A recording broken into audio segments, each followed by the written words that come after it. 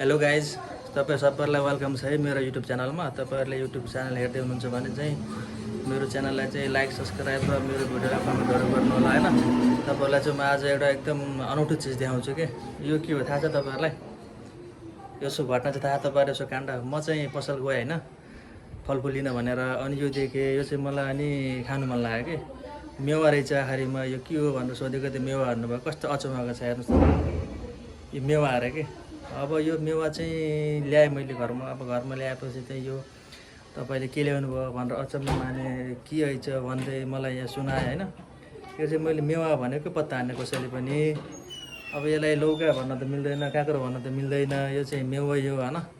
अब यो चाहिँ अब हामीले काटेर खाजाको रूपमा खाने हो आज।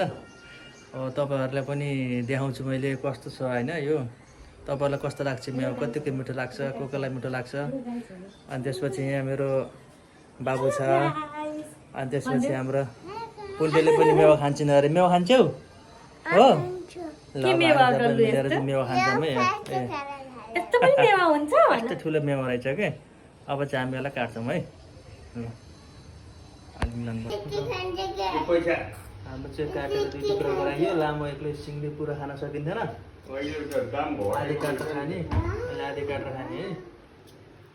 मेवा चाहिँ यस्तो पाके जस्तो छ है, तर यसको बिहा चाहिँ एउटा नि पाके छैन।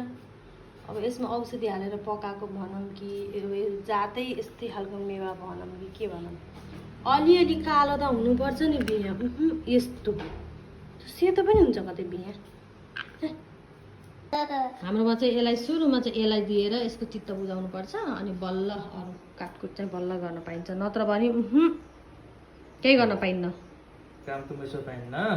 पाएपछि कोही मान्छेको माझमा बस्ने होइन, एक्लै आएर बाहिर घाममा होस् बरु जे होस् टन्टपुली घाममा आएर यसरी बसेर यसरी खानुहुन्छ उहाँले चाहिँ गम्ती। उहाँ चाहिँ यस्तो गर्नुहुन्छ, खानेकुरा पासी भागिहाल्नुहुन्छ। ल हाम्रो चाहिँ काटेर रेडी गऱ्यो है खानालाई। अब यसको स्वाद लिनु कस्तो छ। मेवा त ठुलो थियो, राम्रो थियो, लामो थियो। यसको स्वाद चाहिँ कस्तो हुन्छ अब थाहा हुन्छ। यम्मी छ होला। अब चाहिँ हामी यसलाई इन्जोय गर्छौँ।